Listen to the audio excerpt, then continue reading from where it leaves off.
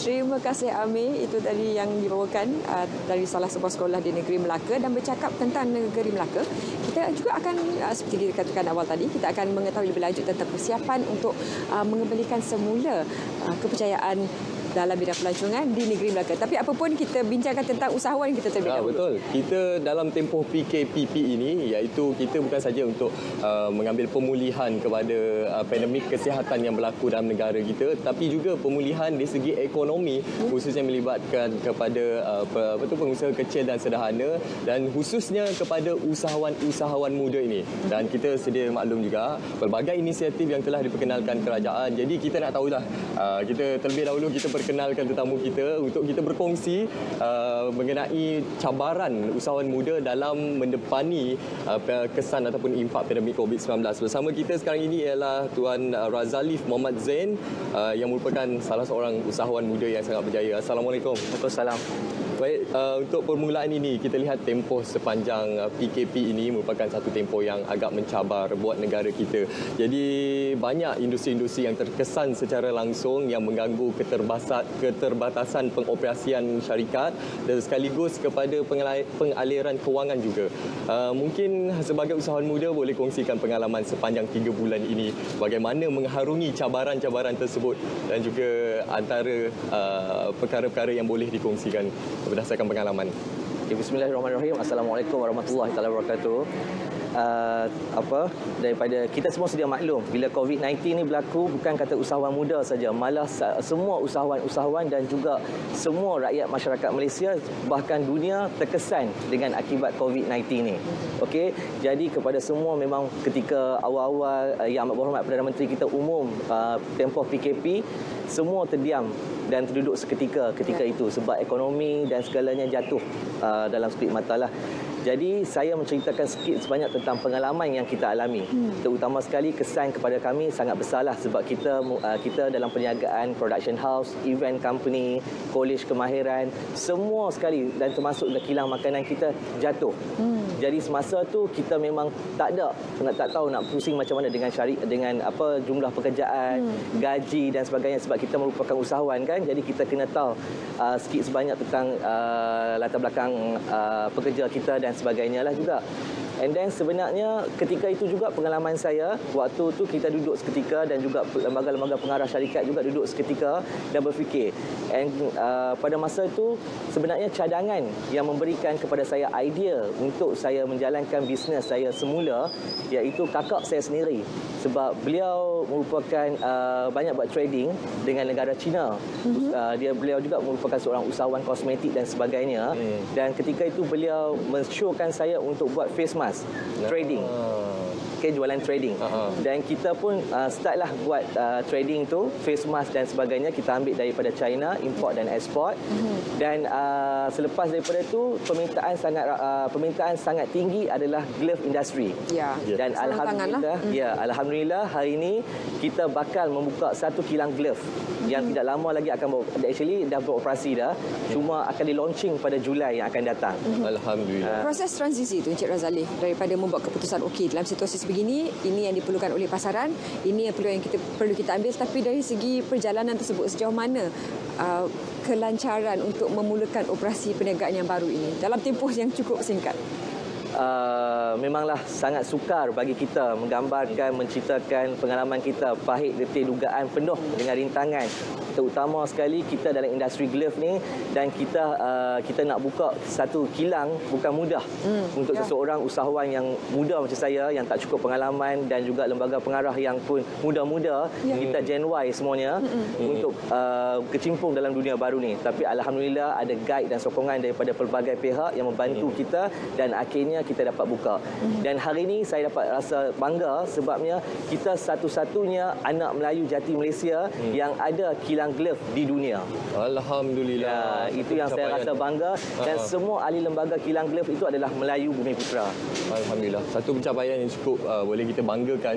Dan kita sedia maklum juga impak pandemik COVID-19 ini sangat besar dan juga kita bersyukur juga kerajaan kita sangat prihatin dalam membantu memperkasakan bukan sahaja melindungi kebajikan rakyat tetapi juga memperkasakan perniagaan-perniagaan PKS khususnya golongan muda, dan juga kita ingin tahu jugalah inisiatif-inisiatif kerajaan ini seperti pakej prihatin tambahan dan seterusnya yang terkini penjana, bagaimana ianya boleh dimanfaatkan oleh golongan usahawan muda ini untuk memperkasakan ataupun terus bangkit dalam bidang perniagaan.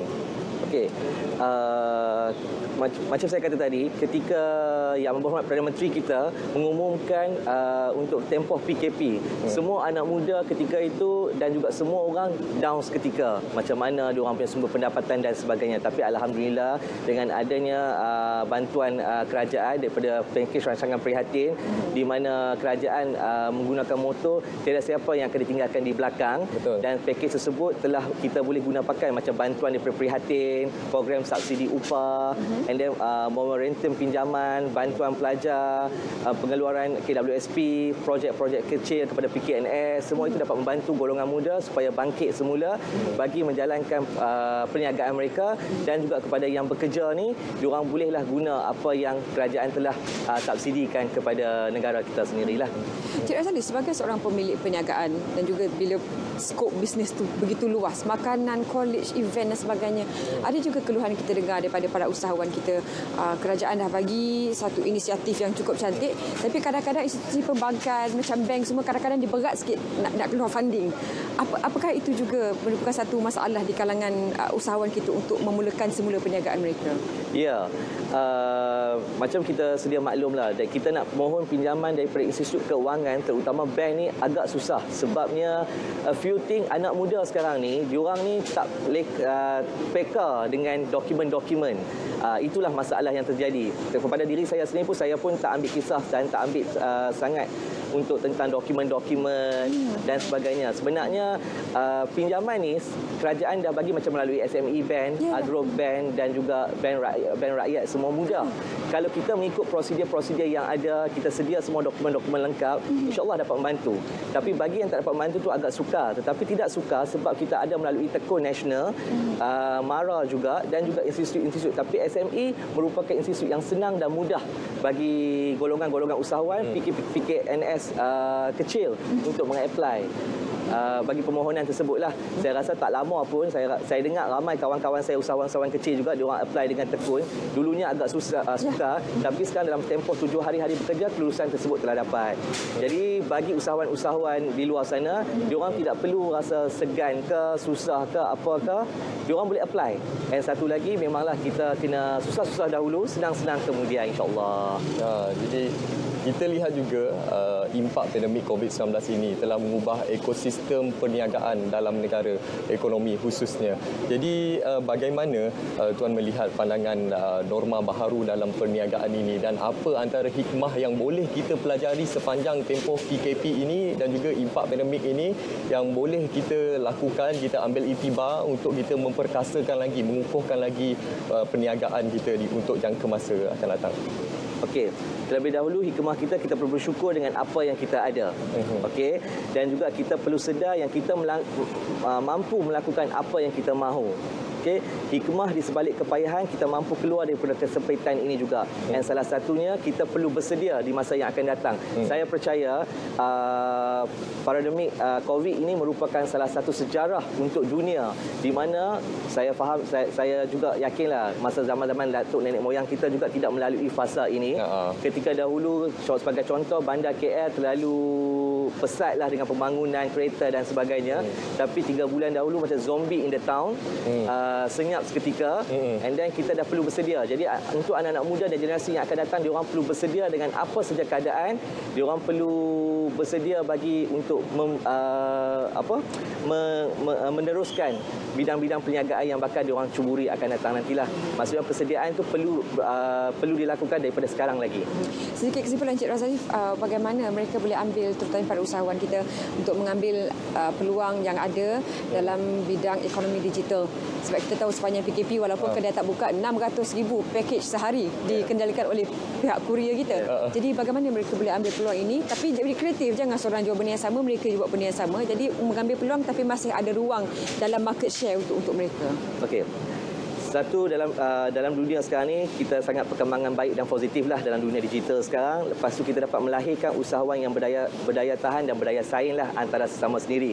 Saya yakin dulu saya sendiri pun sebenarnya taklah begitu pandai dengan dunia digital. Tapi bila COVID berlaku ni saja kan, saya rasa semua, bukan saja usahawan muda, malah usahawan-usahawan yang warga emas pun saya rasa dah faham macam mana nak guna IT dan sebagainya.